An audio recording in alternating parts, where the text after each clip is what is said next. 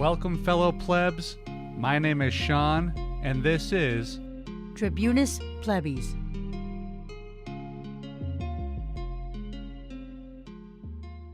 Welcome, everybody.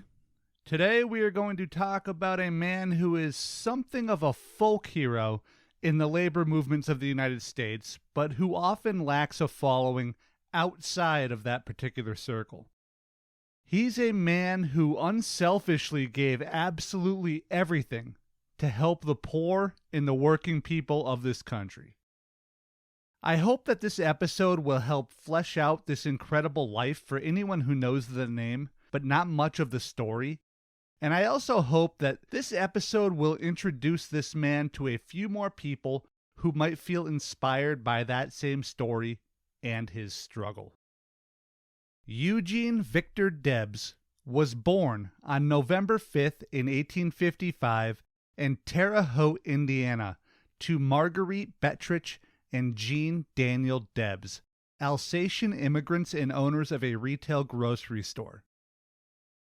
The Debs family was pretty solidly middle class, and Eugene's youth was, as far as I can tell, rather unremarkable, though he was notably precocious and said by some to be a bit of a bookworm. Debs attended public schools until he was 14, at which point he dropped out and went to work for the Vandalia Railroad. His first job with the railroad was degreasing and cleaning the engines, a menial and filthy job. Eventually, young Debs would work his way into the slightly more prestigious repair sheds, where he would become a paint scraper and, eventually, a painter of railroad cars. And here he would remain for a time, scraping old paint off of and reapplying new coats of color to the company's freight and passenger cars. Then one morning, a fireman failed to show for work, and Debs was pressed into service. These first few jobs that he held, engine degreaser and cleaner, paint scraper and painter, and then fireman, these experiences would be integral to the man that Debs would later become. And I really want you to hold that in your mind as we move forward here. Now, the position of fireman on an old steam train was a filthy, hot, dangerous job. The job entails not just shoveling coal into that insatiable maw of the steam engine's fire plant, but they must also scrape, wash, and clean the fire and ash boxes as well. And Debs must have done an admirable job on that first day, because he soon became the newest payrolled fireman at Vandalia Railroad, and he remained such for 3.5 years. Eventually, Debs tired of heaving shovelfuls of coal into those fire boxes and left the railroad. Debs would spend the rest of his life working for those who labored on the rails, but he himself would never again spend another day working directly for any railroad. During these 4 years after he quit, Debs worked as a clerk in the family grocery business while he attended night classes at a nearby business school.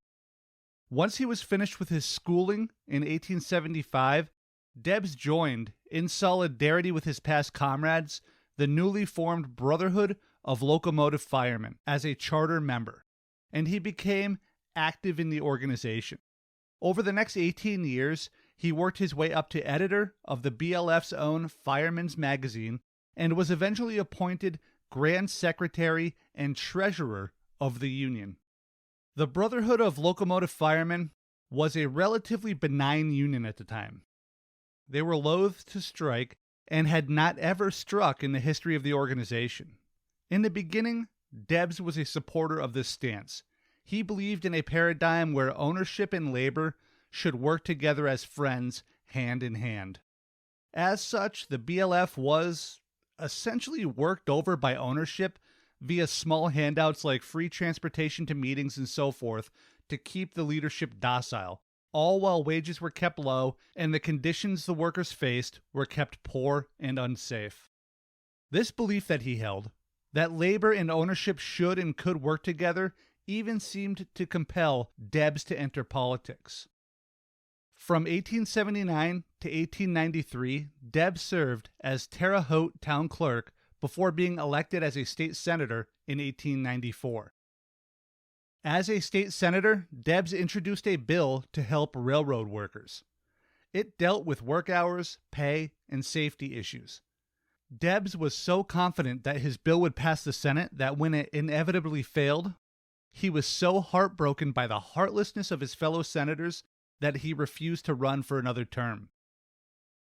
Debs' participation in the 1888 Burlington Railroad strike, where labor suffered a near total defeat, along with several deaths at the hands of strikebreakers and Pinkerton agents, began to more fully convince Debs of the need for a more confrontational stance for labor as they took on the immensely powerful railroads, at the time one of the most powerful industries in this country.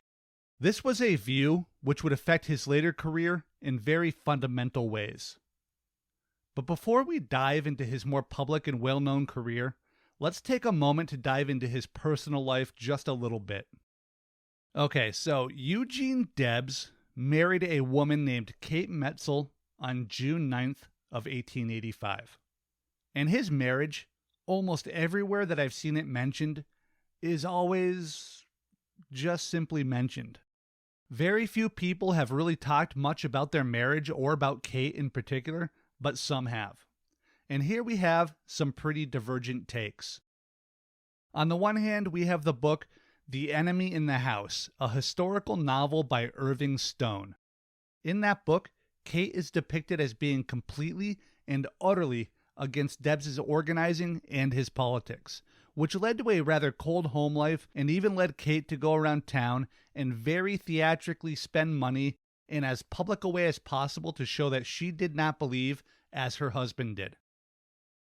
The entire Metzel family, but especially Kate, were portrayed as being obsessed with money and material things, and as being openly hostile to Debs and his beliefs. Yet there's another side to this story as well. More modern scholarship and study paint an entirely different picture of who Kate was and what she believed. Research from Michelle Killian Moran, compiled as a paper entitled Kate Debs, the Other Radical, comes away with a completely different view of the woman.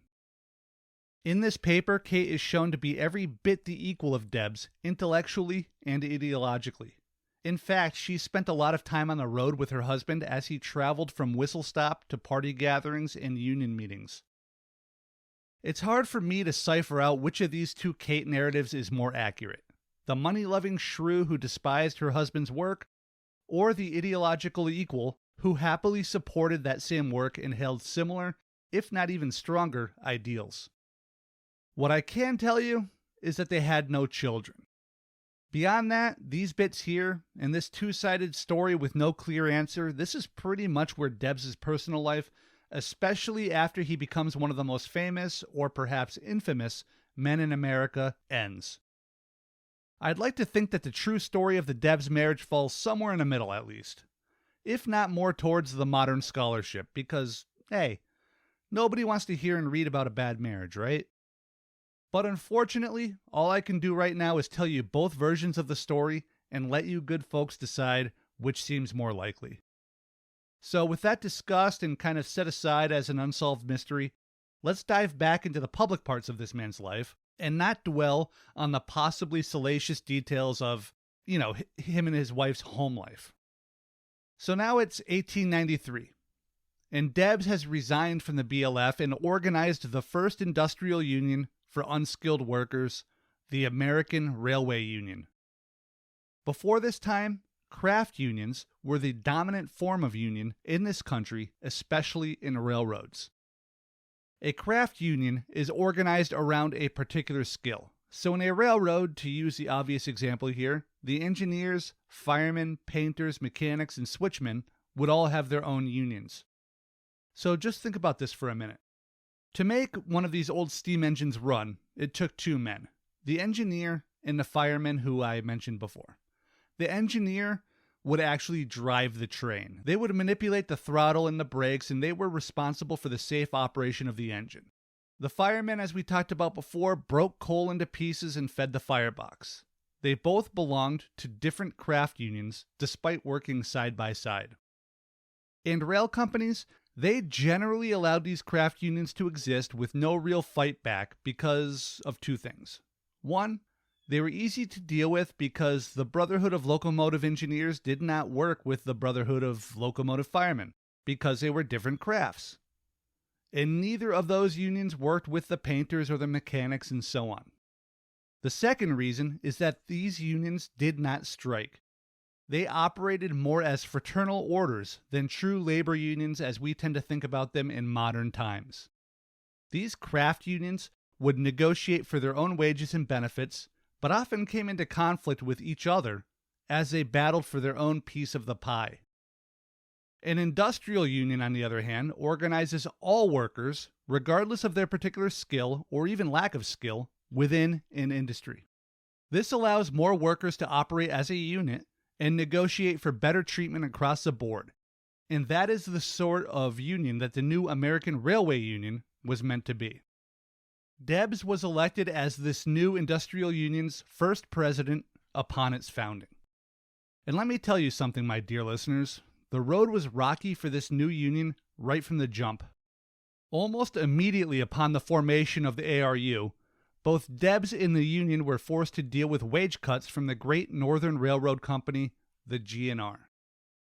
G&R began cutting those wages in August of 1893, with more wage cuts coming in January and March of 1894.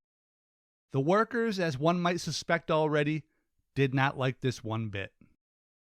Facing pressures from the workers and buoyed by his newly minted radicalism, Debs led the American Railway Union, the ARU, in a strike against G&R. The workers struck and completely shut down the Great Northern for 18 full days before the company capitulated and met all of the workers' demands. This was a great victory for the new union, an astonishing victory even. And personally, I feel like this strike and this victory is greatly overlooked in the history of organized labor in this country. Part of the reason why it's overlooked is fairly obvious. The victory led, almost directly, to the much more famous Pullman Strike against the Pullman Palace Car Company. That strike has drawn nearly all of the attention by historians in the years since, and it's understandable to some degree for sure. You'll see why the Pullman Strike is so incandescent to historians in a few minutes. But let's discuss the G&R action first. The Great Northern Railroad strike is so often overlooked for two reasons, I think. One is that the union actually won. This is a remarkable fact, but it doesn't generate the awe and outrage of the modern reader. The other is that there was no bloodshed and no death. Again, this lack of body count does not titillate the modern media consumer. However, the importance of this strike goes beyond just those two facts. Even more importantly and significantly, the Union victory over G&R convinced other rail workers to join the ARU at a rate of nearly 2,000 workers per day.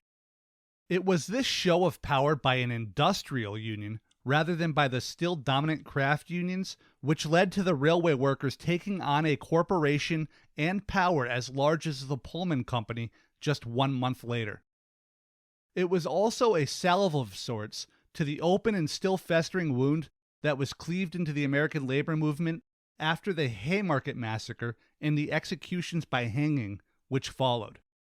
So I really wanted to just touch on this often overlooked strike for a minute and point out how massively important and influential it was for showing how much more powerful an industrial union can be over a craft union, and for how it reinvigorated both confidence in its workers and convinced more workers to join the ARU.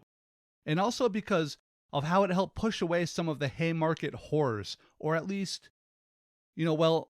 push away was probably the wrong word here. Perhaps I should say maybe it helped heal a small part of that psychic and emotional trauma, I guess. In the end, it led to a massive recruitment surge, a boost in confidence, and greater radicalism and militancy. It was in the following month that Eugene Debs began to become the man who has come down to us through history. Debs rose to become a truly national figure during one of the most significant strikes in the history of organized labor in the United States. In what came to be known simply as the Pullman Strike, ARU workers refused to handle any Pullman cars or any cars that were attached to Pullman cars, effectively halting nearly all rail traffic west of Detroit. The strike was so effective at disrupting rail service because Pullman cars were far and away the most common cars on the railways. To find a train with no Pullman cars was exceedingly rare, especially around the Midwest and Northeast, the heaviest traveled routes in the country. Part of this was just the sheer number of the cars in existence and rolling around the country, but the other was the Pullman business model, where they actually operated the cars themselves, and they paid the railroads to attach the cars to their trains. The strike began after Pullman Palace Car Company unilaterally cut wages by half in many instances, while at the same time refusing to lower the cost of rent in its company town, known as Pullman, Chicago, where most of its workers lived. And I do want to take a few seconds here and let you folks know about Pullman, Chicago, the company town where the huge majority of the Pullman workers lived. Firstly, the Pullman Company literally owned the town. They owned the shops, the churches, even the homes and apartments. It owned the roads and the electrical service and even the water. The workers had no say over anything at all. The rents were higher than the surrounding area. The water and electric rates were much higher in Pullman than elsewhere in the city. And the Pullman Company refused to allow its workers to even own their own homes. Yeah, seriously. If you worked for Pullman, you lived in Pullman's own little fiefdom town, and you literally could not own a home in it. Now just imagine you are working for a company, and then you are paying that company nearly all of your wages back to rent a house, pay the electricity, and even buying your groceries from that same company, all at higher than the prevailing rates in the rest of the city. Now imagine if that company cut your pay by 50% and then refused to drop any of the other costs. Well, that's what happened to thousands of workers in Pullman, Chicago, and they didn't like it any more than you would have. So the workers struck. Now, as a wildcat strike was about to break out at the Pullman factory, Debs urged the workers to not strike, citing the newness and the weakness of the union at that point, the political strength of Pullman, and the threat of other unions not honoring the strike. And he also foresaw the state and federal government's responses. The union membership decided to push on, and Debs, serving the will of his men, led the strike. The federal government quickly sent orders to the ARU to handle any trains which carried U.S. mail, whether they contained Pullman cars or not, a move which would have effectively ended the work stoppage because of how many rail cars had postal freight loaded in them. The union refused to concede to the president's demand. In response, President Grover Cleveland sent out a new set of orders. These orders were sent to the U.S. military and U.S. Marshals, and those troops and police were directed to get the trains and mail moving again. Now, I think it might be important to recognize something here. The orders President Cleveland sent out concerned the mail, but this wasn't really what his order was about. I want us all to understand that. These orders to get the mail moving were merely the cover Cleveland needed to do the bidding of Pullman and get the trains moving again. That is why the federal government really sent those troops to Chicago and other cities, not to move mail, but to bail out George Pullman and his company. And when the feds arrived, they went on the attack. Riots broke out in several cities, resulting in mostly one-sided violence. Over 70 strikers were killed, and another 57 were badly injured, and at least 4 men were arrested, including one, Eugene Victor Debs. Property damage from the strike, including union sabotage, totaled in the neighborhood of $80 million. Debs was arrested for obstructing the U.S. mail, again, cover for what Debs was really arrested for, standing up to Pullman and his company, and sentenced to 6 months in prison. While in prison, Debs was truly radicalized, and he would emerge a changed man. Many dozens of pamphlets and books were sent to Debs in his prison cell, and he would read them all. Debs became a socialist while in prison, due mostly to his readings of several prominent socialist thinkers in that cell, along with a visit and conversation with V.L. Berger, a socialist magazine editor from Wisconsin. When Debs was released from prison, he was released as a different man. He was now a politically activated socialist as well as an effective, longtime labor organizer. It was at this point in Debs' life that he truly and irrevocably became the man that most of us remember or have learned about. Debs would soon take the remnants of the ARU, which had folded when he went to prison, and start the Socialist Democratic Party of the United States.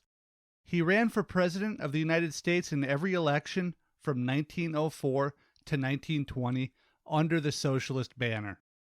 His highest vote totals were in 1912, when Debs received 6% of the total vote, and in 1920, when he garnered 913,693 votes, the highest total ever for any member of a socialist party in this country. He received 0 electoral votes in any of his campaigns. Debs himself, despite taking leading roles in many organizations and despite running for the presidency of the entire country, tended to downplay any role of leadership that people laid upon him. He typically encouraged those who felt like he did to lead themselves and join with others who were fighting for similar goals. In 1906 in Chicago, Debs said these words, quote, "I am not a labor leader. I do not want you to follow me or anyone else. If you are looking for a Moses to lead you out of this capitalist wilderness, you will stay right where you are. I would not lead you into the promised land even if I could, because if I led you in, someone else would lead you out. You must use your heads as well as your hands and get yourself out of your present condition." End quote. It was during this time, between his release from prison after the Pullman Strike and before World War I, that Debs made much of his most direct impact both within the labor movement and across the political classes. On June 27th of 1905, Debs, along with many other famed labor and socialist leaders like Big Bill Haywood, Eugene V, James Connolly, and yes, Mother Jones, who you can hear about in episode 12 of this very podcast, by the way, they gathered to create the Industrial Workers of the World in Chicago, Illinois. It was a real who's who of radical labor and social change, and the Wobblies, the nickname that all IWW members are known by, became an immediate radical force in the American labor struggle. The IWW was an industrial union, much like the ARU was, with a stated goal of uniting all workers, or at least a whole lot of workers, and implementing a general strike to get their demands met. I don't want to get too deep into the IWW because it's a vast subject and good fodder for another episode maybe. And, this one's about Debs, not the IWW. But by the late teens, its power had begun to wane, and by the late 1930s, the IWW was, in all manner of speaking, nearly dead. However, I will speak about this era a little bit more broadly. The turn of the century, from the 19th to the 20th, was also a turning point for American labor. Even some of the Gilded Age giants, the masters of industry, the so-called builders of America, even they began to, at least rhetorically, speak on the matters of labor and class friction. The biggest such name was Andrew Carnegie, mega millionaire and industrial titan, but others spoke words just as hollow as he did. By 1900, unions had around 2 million workers, an astronomical figure considering where they stood just half a decade before. But despite these gains, unions and, even beyond that, truly radical and militant unions which would strike and fight, were few and far between and generally only found in specific industries like mining and the railroads. Most of these unions were members of the AFL, the American Federation of Labor, and the AFL was decidedly not radical. Their titular leader, Samuel Gompers, believed in electoralism, while IWW founders like Connolly and Big Bill Haywood preferred a more directly antagonistic and militant approach. Debs himself, by this point in his career, was an absolutely transcendent public speaker. His speeches regularly lasted 2 and sometimes even 3 hours, and his physical flourishes and intense and heartfelt mannerisms incited his listeners to deep devotion. This quote is from a man described as a hard-bitten socialist, was recorded by Haywood Brown, and it says it all. Quote, Eugene Debs is the one who can get away with the sentimental flummery that's been tied onto socialism in this country.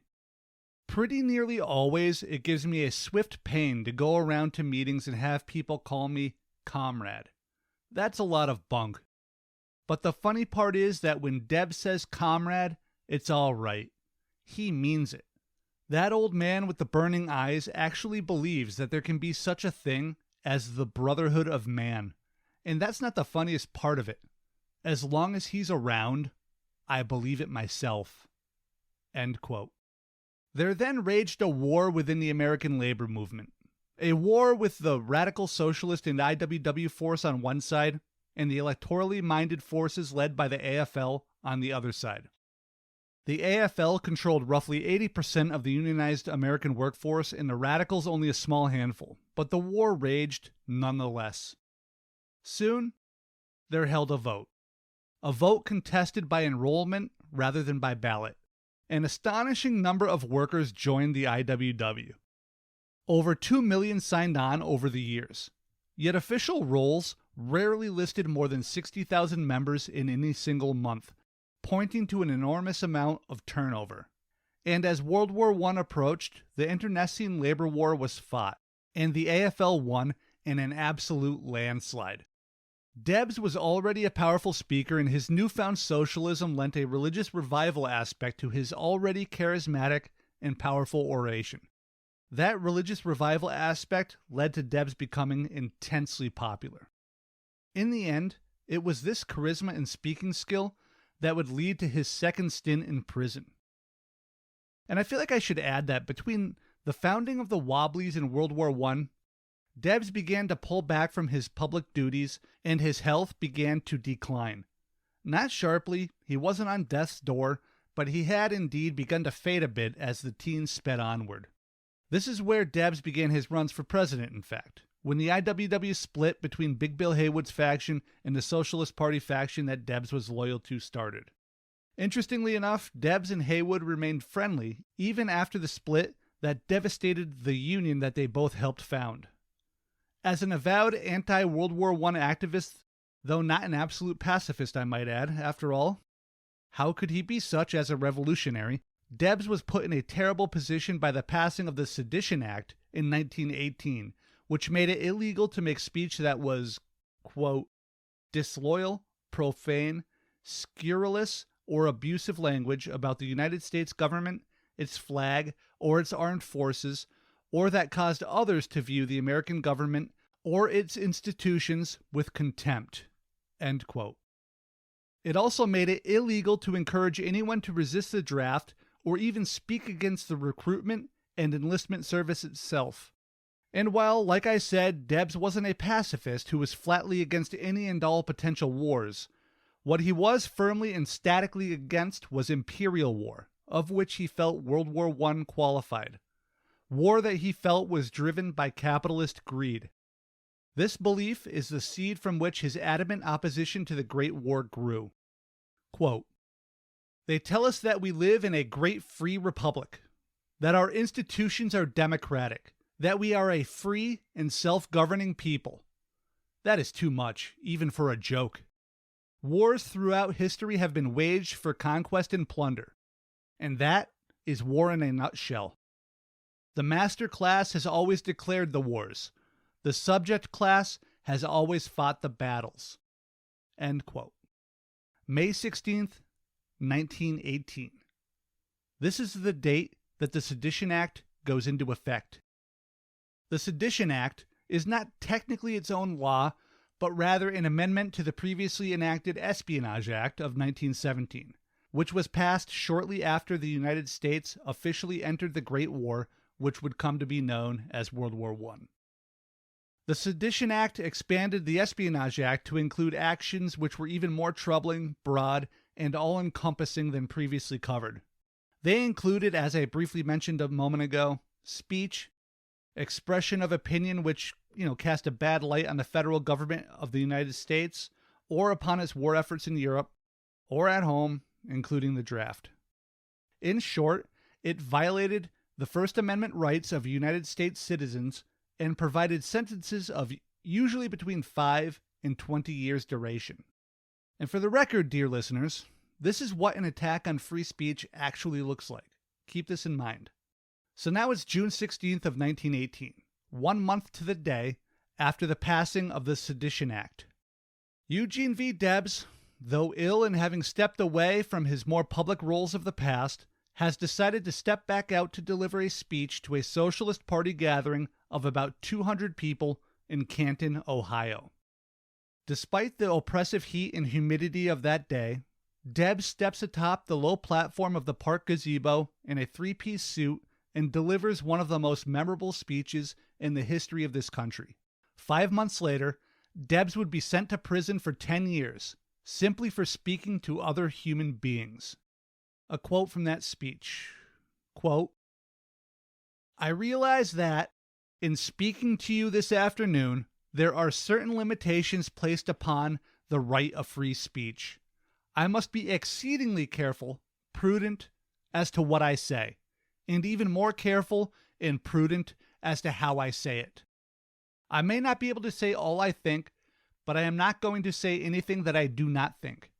I would rather 1,000 times to be a free soul in jail than to be a sycophant and coward in the streets."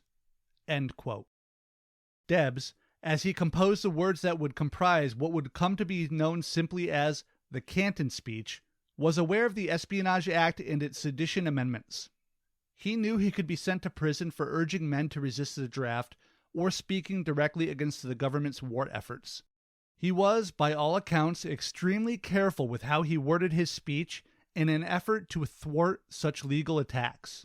As the crowd waited to hear Debs speak that day, agents of the Justice Department dispersed into the crowd, along with reporters and even a stenographer. The agents had been deployed to check the men in the crowd for draft cards, take down the names of those in attendance, and generally harass those who attended the event. Reporters had been sent by both local and national papers, but also under the direction of the Justice Department to write scandalous stories of the meeting meant to push the governmental narrative of treason. The stenographer was deployed to record Debs' speech with a focus to listen for and write down any statements which may violate the freshly minted Sedition Act. The speech which Debs delivered has become one of the most famous and powerful ever delivered in the United States. Debs was considered a truly great speechwriter and orator, even amongst contemporaneous sources, and he did not let the attendees down. As far as I can tell, Debs mentioned the war only a single time. And if we are being maybe a little more broad and less generous, perhaps 5 or 6 mentions exist. Now I just want to quote a couple of passages here. Quote, "They have always taught you that it is your patriotic duty to go to war and slaughter yourselves at their command.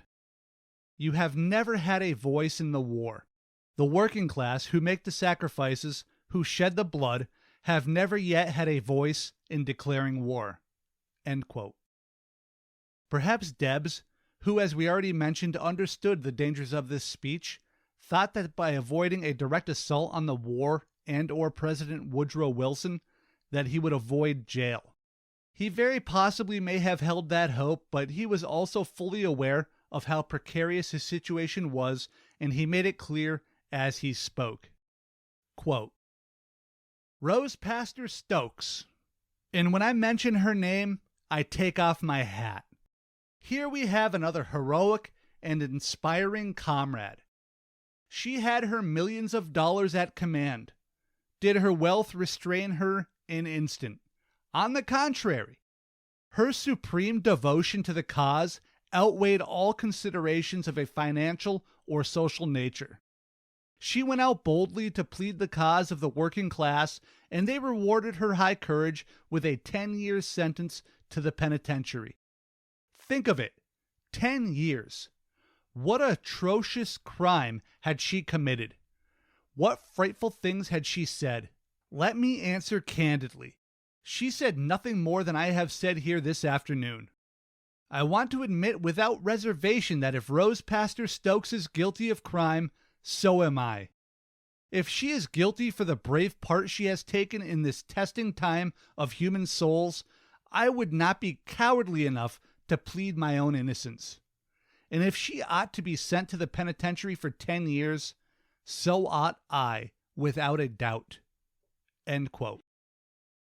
Debs recognized the risk. He even predicted, in a certain manner, the length of his own prison sentence and his willingness to serve such a sentence. This here is what suppression of free speech looks like. This is what a violation of the First Amendment looks like. It looks like dissidents being imprisoned for speaking words. It looks like Charles Schenck being sentenced to 6 months in federal prison for printing and mailing anti-war and anti-draft leaflets to his mailing list. It looks like the Postmaster General being imbued with the ability to deny mail service to magazines, newspapers, and private citizens who may publish material that he and he alone finds questionable. Think on that for a moment. The Postmaster General, the head of the United States Postal Service, was the sole deciding voice on what political messages could and could not be mailed and who could and could not mail them. That this is deeply troubling and deeply unconstitutional should go without saying. And this all happened around World War I, and all because of the Espionage Act and Sedition Acts. Quote, "These are the gentry who are today wrapped up in the American flag, who shout their claim from the housetops that they are the only patriots, and who have their magnifying glasses in hand, scanning the country for evidence of disloyalty, eager to apply the brand of treason to the men who dare to even whisper their opposition to Junker rule in the United States. No wonder Sam Johnson declared that patriotism is the last refuge of the scoundrel. He must have had this Wall Street gentry in mind, or at least their prototypes, for in every age it has been the tyrant, the oppressor, and the exploiter who has wrapped himself in the cloak of patriotism or religion, or both, to deceive and overawe the people." End quote. Suppression of speech looks like Justice Department agents recording speeches as evidence. It looks like orators being indicted over words. Suppression of speech looks like the Sedition Act itself. One other thing that free speech suppression looks like is the media towing the line laid out by the president and his political and corporate cronies. As mentioned earlier, reporters were encouraged to attend this meeting to record Debs' speech so it could be used as evidence. Among these earnest reporters was avowed patriotic avenger Clyde Miller, reporter for the Cleveland Plain Dealer. Miller would go on to actually testify against Debs during his trial and help convince the jury of his guilt. However, Clyde Miller's contribution to this story, if this is where it ended, would be all too typical to draw even this much attention. But this is not where his story ends. Miller, whose reporting career had been spent essentially doing the government's bidding by seeking and exposing supposed traitors and by extolling blind patriotism and loyalty to the country, even at the expense of our guaranteed rights, and was more than partially responsible for Debs' conviction, had a change of heart. Miller would later come to directly lobby President Warren Harding to release Debs from prison, and he would go on to help found the Institute for Propaganda Analysis, the IPA, an organization dedicated to understanding propaganda and how otherwise ordinary people can be so easily mesmerized by it. The IPA would do work on all forms of propaganda, fascist, patriotic, communist, and religious amongst them.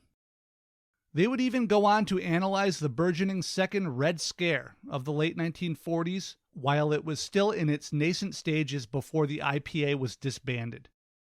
This latter work would, ironically enough, land Clyde Miller himself to be attacked in Congress by the House Committee on Un-American Activities, which was little more than another successful governmental attack on the First Amendment.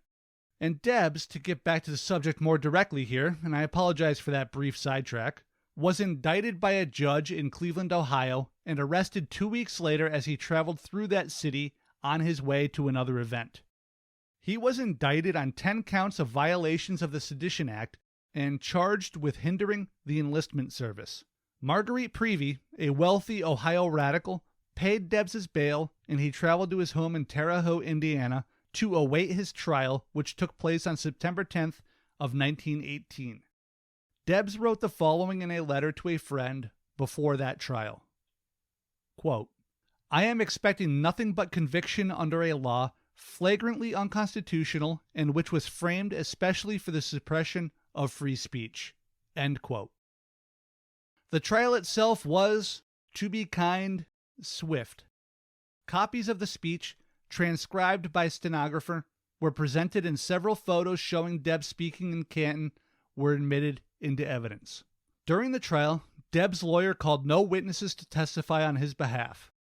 Instead, Debs himself was called to speak directly to the court and the jury on his own behalf. He used this time, with his conviction a certainty, to give a powerful speech in support of both his socialist cause and to defend his own and every other American's right to freedom of speech.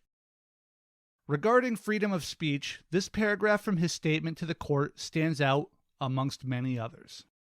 Quote, "There is not a single falsehood in that speech. If there is a single statement in it that will not bear the light of truth, I will retract it. I will make all of the reparation in my power. But if what I said is true, and I believe it is, then whatever fate or fortune may have in store for me, I shall preserve and violate the integrity of my soul and stand by it to the end." End quote. This is what freedom of speech looks like. It looks like the right to speak plain truths and remain unmolested by the government of the United States. It also looks like an old man standing within a gazebo in a public park on a sweltering hot June day in Canton, Ohio, urging others to stand up for what they believe in and resisting tyranny in all of its forms. Quote, "Do not worry over the charge of treason to your masters, but be concerned about the treason that involves yourself. Be true to yourself, and you cannot be a traitor to any good cause on earth." End quote.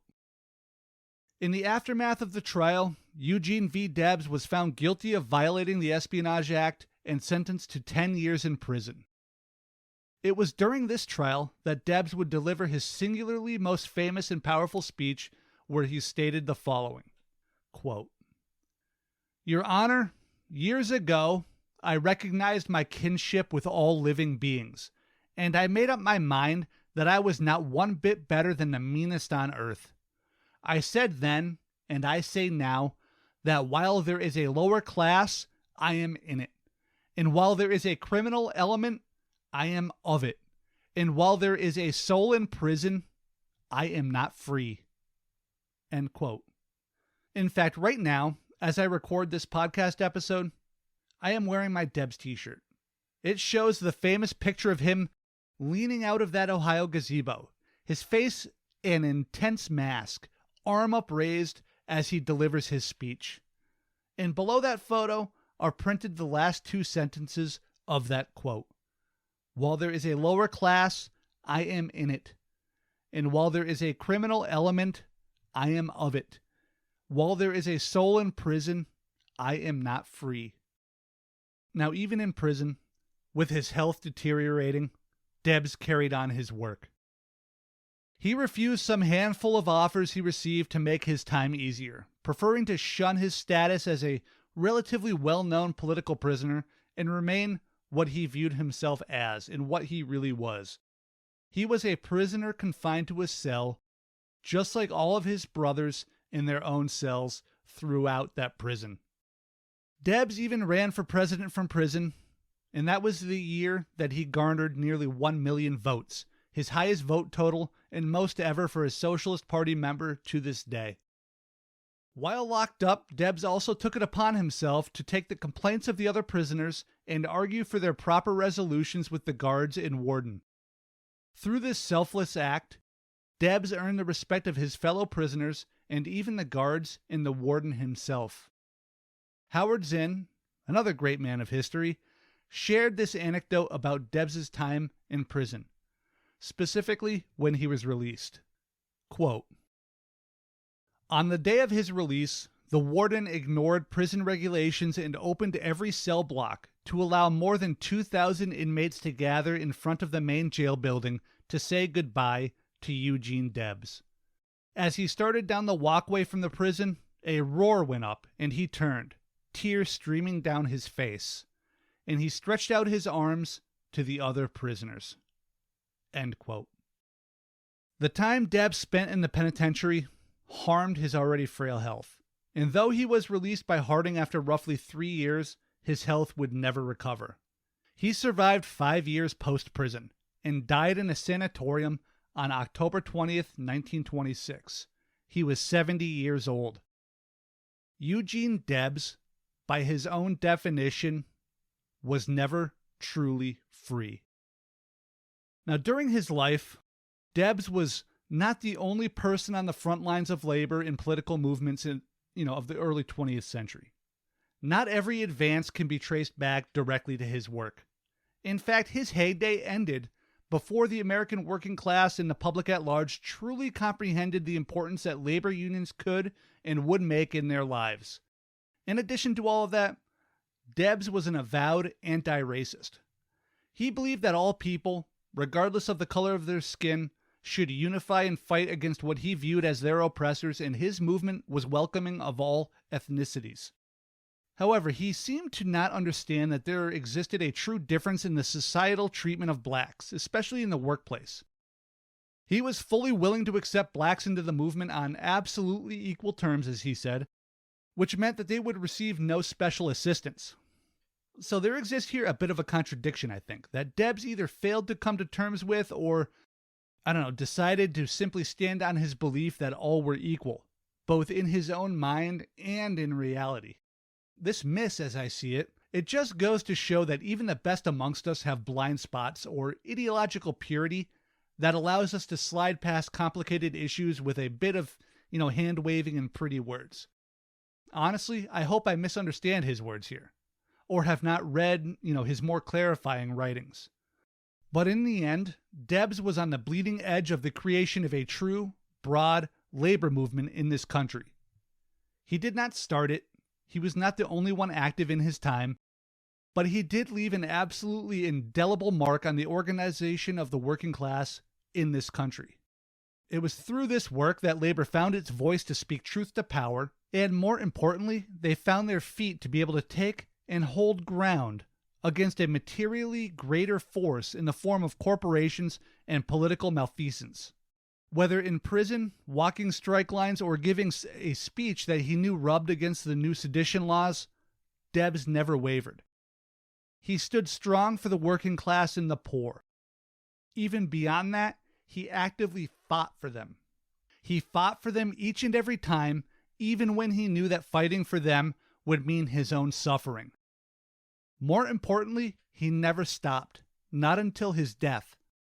Despite any objections one may have for Debs' political convictions or method of labor organizing, no man can ever take away his honest, unending, and heartfelt battle for the laborers of this country and the poor.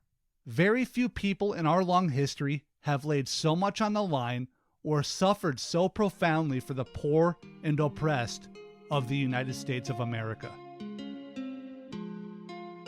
And that's it for the episode, guys. I hope you enjoyed it. I hope you learned a little bit more about Eugene Debs, or maybe you just learned everything you will ever know about him. I don't know, but I hope you enjoyed the episode. I really had a good time making it. If you like content like this, please subscribe, like, and if you really like it, take a few seconds to rate and review through the link in the description.